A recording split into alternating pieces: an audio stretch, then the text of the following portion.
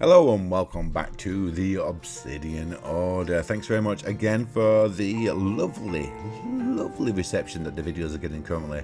It's nice to see basically people got a real interest for the SMP, which is super nice.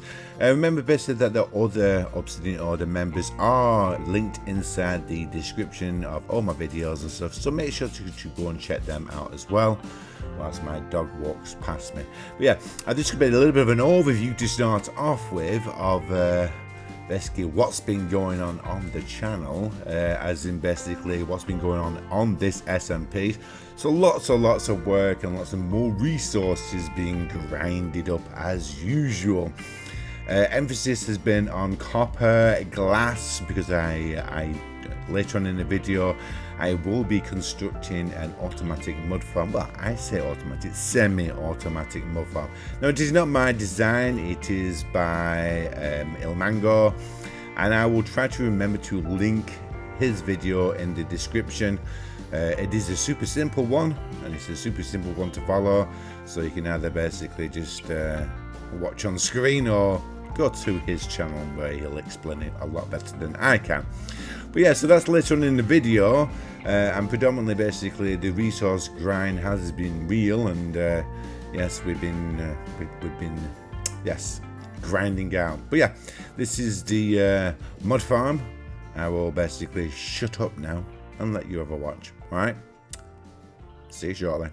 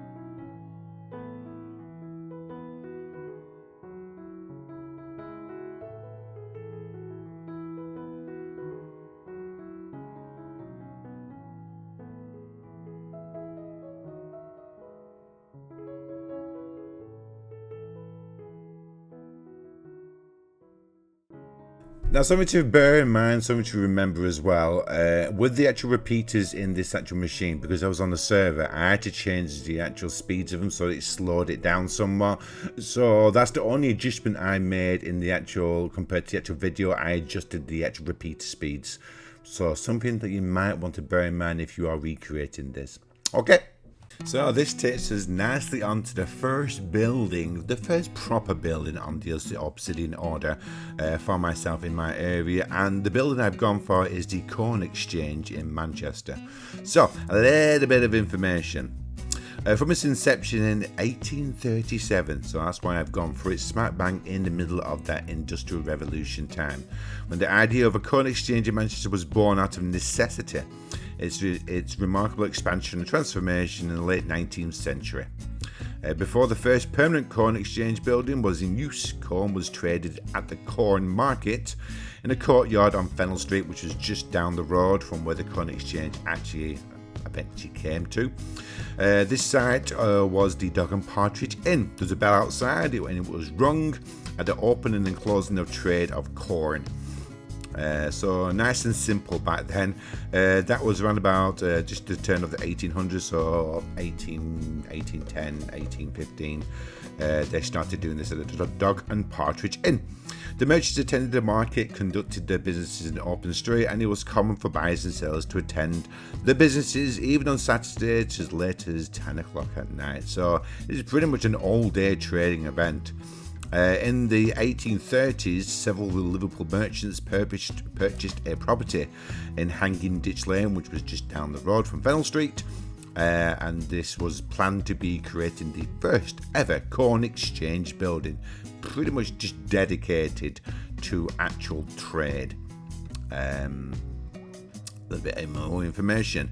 A committee was formed in June 1834. The first meeting took place at the offices of Samuel Sanders and Sons with the following gentlemen, principal men in trade. The building to be used for the purpose of a corn exchange in the town of Manchester was now a necessity. Basically, the corn trade had gotten so big in Manchester that they needed to have a purpose-built building just for trading. To bear in mind basically that the Northwest was at the heart of the Industrial Revolution. It wasn't just all down south. A lot of the Northwest was at the heart of the Industrial Revolution, especially in the cotton trade, and not just cotton trade but the corn trade as well. The building was designed by an architect called Richard Lane. He was regarded in Manchester as a leading architect with a style taken from that of a temple on the Ker's River, Athens. It was built at the cost of £3,626, 16 shillings and sixpence for the land, and £4,823, 3 shillings and sixpence for the building, totaling £8,450 for the entire build. So equivalent, basically, that's 2024. You're probably looking at £1.5 million, which for a dedicated building with a design and an architecture, it's actually not too bad because the building was massive. It's a huge building. So I think that's about right. I don't think they were fleeced over. I don't think they underpaid or overpaid for it.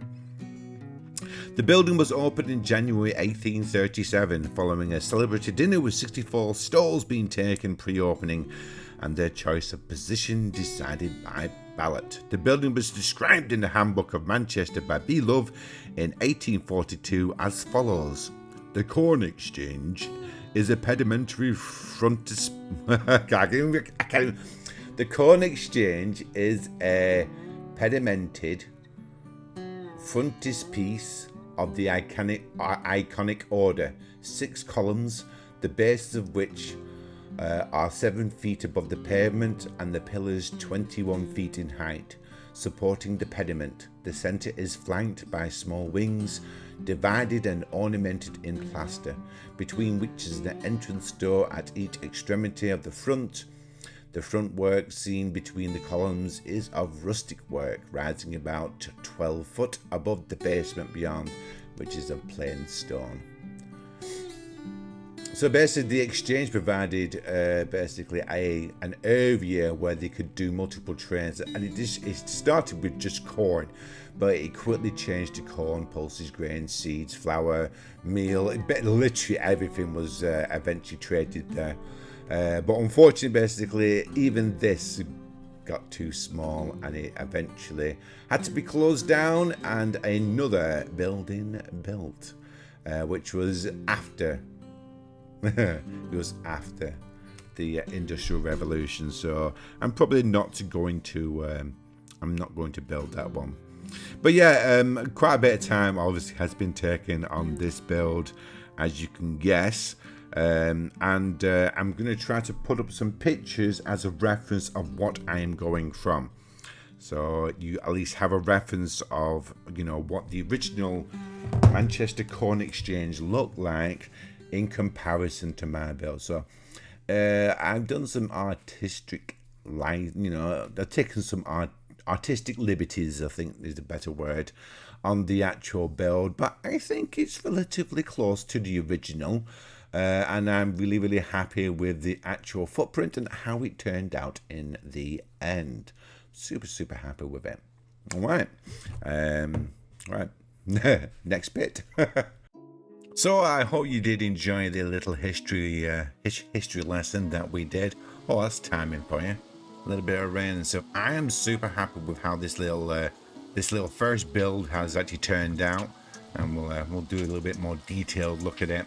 Now I decided to break it up into two different color types, best because there's no reference of what the actual brick was made out of. Now I do know from checking basically that red brick was available at the time. It had been out for around about 30 years, the red brick, so that would have been, you know, available if it was being built.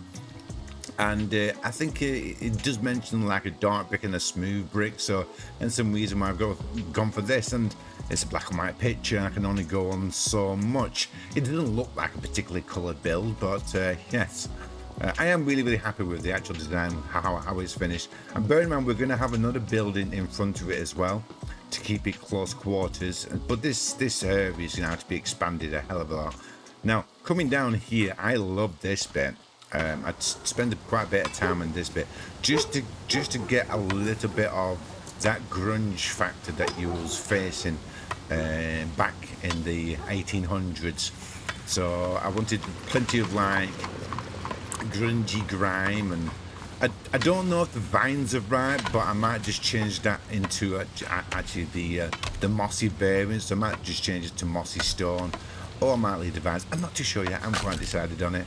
But yeah, I do like the actual back here, and the copper blocks look lovely. Looks fantastic, I think, and that's going to age over time as well, so they can only have a little bit of a green look to it. I'm super happy with. Oh yeah, what do you think of the lampposts? I'm really happy with these. Now this is not my design. This is a design by Dreymasmith. I'll try to remember to link her channel in the description. But yeah, she did this wonderful design, and it's super simple and super straightforward, but it looks so good, and especially for the time period as well. Something super simple. But yeah, really happy with how this turned out. And it's weird, at night it looks even better when it's like getting all gloomy and stuff. It kind of suits it a lot more. Now if we actually go into the build itself, I am actually utilizing the build. We'll close that door. So we've got this open out section here. Now I'm not too sure what I'm going to have here yet, but we've got our mud maker here, our auto mud maker, which is a case of you just have to place soil down there and literally just basically use your shovel to dig out the soil. Simple as that. And then we go up here. I've got a little bit of a wheat farm just in case I want to create some actual mud blocks. So some mud stone and stuff. Oh, chunder. And then down here I've got another little farm as well. We've got a little farm going on here, and I might put down some chairs and some tables as well, just to make it a little bit more lived in. But yeah, I am really happy with how this has turned out and how this has ended up looking. Really happy. I might even move in there, to be honest, but I do kind of like my railway section, my railway bridge. But yeah, I think that's gonna do. Us for today's video. There's been an absolute ton of work done on this area, as you can see. I've been working on this for the past 7 days, and I'm really, really happy with how it's turned out. Really super happy with it, and I hope you like it as well. And I hope you enjoy the actual history. Let me know if you basically skipped the actual history lesson, or you actually watched it and stuff. But it's stuff I actually find really, really super interesting. I do like history, and especially if it's like local history as well. It's I do like it even more. But yeah, that'll do us for today. And again, thank you very much for the love and support that the channel has been getting recently. Much appreciated. I've really enjoyed seeing so many new faces and new subscriptions, and so many people really, really super excited and really liking the actual videos, from the single player 30-minute sections, which people seem to really, really enjoying, to the actual Minecraft vanilla SMP as well. Right, that's it. I'm going to get in before I get hit by lightning. Right, y'all. See you later. Bye for now.